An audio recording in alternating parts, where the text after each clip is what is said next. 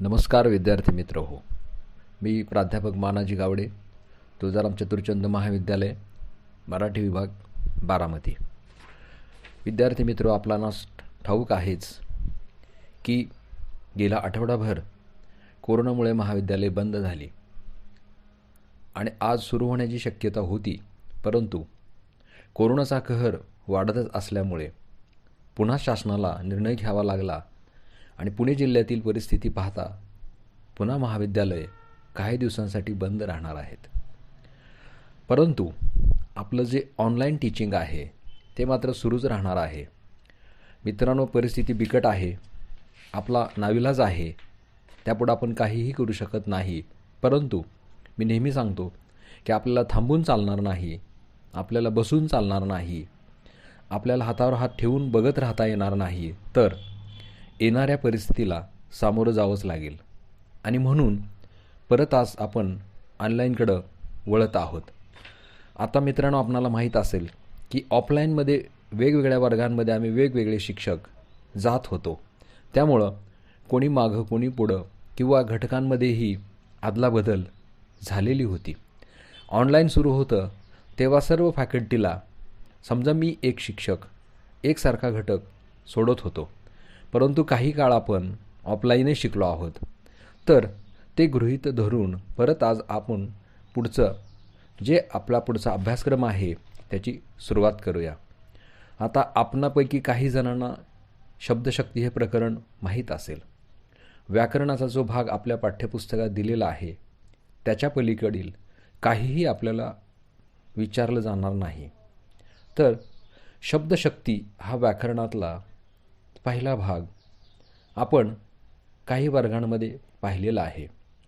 त्यातल्या 3 शक्ती, अभिधा, लक्षणा, व्यंजना, आणि मग त्यातला फरक, नेमकं वेगळेपण काय आहे, पाठ्यपुस्तकातच त्यांनी एक उदाहरणही देऊन सांगितलेलं आहे की मी आज मोठा दगड पाहिला, त्यांचे बोलणे म्हणजे काळ्या दगडावरची रेघ, माझ्या मना बंद दगड.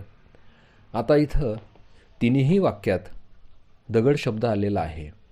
तर पहिल्या वाक्यात त्याचा सरळ वाच्यार्थ आहे, दुसऱ्या वाक्यात त्याचा सुसंगत अर्थ घ्यावयाचा आहे, आणि तिसऱ्या वाक्यामध्ये त्यांनी माझ्या मना बंद दगड, तर इथं मात्र मन घट्ट कर, आघात सहन कर असा वेगळा अर्थ सूचित होतो.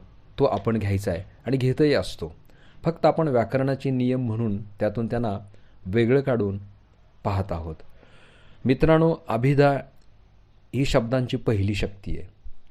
वाचल्याबरोबर शब्दशः अर्थ कळतो आणि तो अर्थ शब्दकोशातही असतो. अभिधा शक्तीच्या साह्याने प्रकट होणाऱ्या वाच्यार्थाला किंवा अर्थाला वाच्यार्थ असं म्हणतात. दुसरा अर्थ जो शक्ती आहे लक्षणा, ती दुसरा अर्थ सूचित करते किंवा बहुतेक वेळी मूळ अर्थाला बाधा येते. मूळ अर्थ उपयोगी पडत नाही आणि संदर्भाने जुळवलेला दुसरा अर्थ घ्यावा लागतो. तर लक्षणाशक्तीच्या साह्याने प्रकट होणाऱ्या या अर्थाला लक्षार्थ असे म्हणतात. तिसरी शक्ती होते व्यंजना. यातील वेगळा अर्थ सूचित होतो, मूळ अर्थाला बाधा येत नाही. हा दुसरा सुसंगत अर्थ ही शक्ती वाचकापर्यंत पोहोचवते आणि व्यंजना शक्तीच्या साह्याने प्रकट होणाऱ्या या अर्थाला व्यंग्यार्थ असेही म्हणतात. पुस्तकात एक उदाहरण दिलेलं आहे की सूर्योदय झाला, काही व्यक्तींची झोपेतून उठण्याची वेळ झाली, कोणाची झाडलोट करण्याची वेळ झाली, धार्मिक व्यक्ती असतील तर त्यांच्या प्रार्थनेची वेळ झाली, मुलांची अंघोळीची वेळ झाली, शेतकरी असेल तर तो शेतात जाण्याची वेळ झाली. वेगवेगळ्या लोकांच्या वेगवेगळ्या गोष्टी सुरू होतात. यावरून आपल्या लक्षात आलं असेल की वाचन आणि लेखन करताना या तिन्ही शब्दशक्तींचे ज्ञान असणं किती आवश्यक आहे. का गरज आहे, तर ललित वाङ्मयात अनुभवांचे दर्शन घडवण्यासाठी शब्दांचा कोश प्रमाण मानला असला तरी ललित लेखनात शब्द केवळ ज्ञान देण्यासाठी नसून कवींचा, लेखकांचा अनुभव सांगण्यासाठी असतात. लेखक, कवी यांना शब्दांच्या पलीकडचा भाव व्यक्त करण्यासाठी त्यांचा उपयोग होतो. म्हणून मी नेहमी सांगतो की कवितेचा आपण वाच्यार्थ पाहतो, परंतु कवीला काय भावलं हे समजून घेण्यासाठी त्याचा भावार्थ बघावा लागतो. म्हणून मूळ भावार्थाशी संलग्न असे अर्थ व्यक्त करण्यासाठी या शक्तींची गरज पडते. लेखकांच्या, कवींच्या भावछटा व्यक्त होण्यासाठी काव्यात व्यंगार्थामुळे सूचकता आणि अधिक परिणामकारकता साधण्यासाठीही यांची गरज पडते. मित्रांनो, पान नंबर 121 त्यांनी एक तक्ता दिलेला आहे आणि त्यात ओळींनी 3 शक्ती म्हणजे अभिधा, लक्षणा, व्यंजना आणि त्यांच्या खाली क्रमाने वाक्य दिलेले आहेत आणि त्यानुसार एक वाक्य एका शक्तीत कसं आहे, दुसऱ्या शक्तीत कसं आहे, तिसऱ्या शक्तीत ते कसं बदलून येतं. उदाहरणार्थ, राम एक राजा होता, अभिधा शक्तीमध्ये आहे. यात काही राम नाही, लक्षणा. त्याने राम म्हटले, व्यंजना. तर अशा वाक्याचा तक्ता त्यात त्यांनी बदलासह दिलेला आहे. तो आपण बारकाईने वाचा आणि त्यातला फरक जाणून घ्या, म्हणजे तिन्ही शक्तीमध्ये मूलभूत फरक कसा आहे हे आपल्या लक्षात येईल. तसेच पान नंबर 121 काही कृती दिलेल्या आहेत आणि त्या कृतीमध्ये त्यांनी वाक्य देऊन सूचनेनुसार सोडवायला सांगितली आहेत. आता त्यात त्याने असं एक वाक्य दिलं पहिलंच, मी 20 खांडेकर वाचले. आता या वाक्यातील लक्षार्थ लिहा आणि त्याच्या खाली 3 वाक्य दिलेली आहेत. मी 20 खांडेकर यांना पाहिले. मी 20 खांडेकर यांच्याशी बोललो. आणि मी 20 खांडेकर यांचे साहित्य वाचले. आपल्याला शोधून काढायचं आहे लक्षार्थ. तर यातलं उत्तर आहे की मी 20 खांडेकर यांचे साहित्य वाचले. दुसरं वाक्य आहे की मूळ शब्दशक्ती टिंब टिंब टिंब आहेत आणि खाली पर्याय दिलेत अ1, आ4, ई3. तर आपल्याला माहीतच आहे आणि आत्ताच आपण शिकलो आहोत की शब्दशक्ती अभिधा, व्यंजना आणि लक्षणा अशा 3 आहेत. तर म्हणून त्याचं उत्तर आहे 3. तिसरा क्रमांक आहे निवडणुका आल्या की कावळ्यांची कावकाव सुरू होते. या वाक्यातील शब्दशक्ती लिहा आणि पर्याय दिलेत अभिधा, आ लक्षणा, ई व्यंजना. तर यातील शब्दशक्ती आहे व्यंजना, कारण निवडणुका आणि कावळ्यांची कावकाव हा वेगळा अर्थ यातून सुचवलेला आहे, म्हणून व्यंजना. चौथं वाक्य आहे आपल्या भोवती वावरणाऱ्या कोल्ह्यांपासून दूरच राहावे.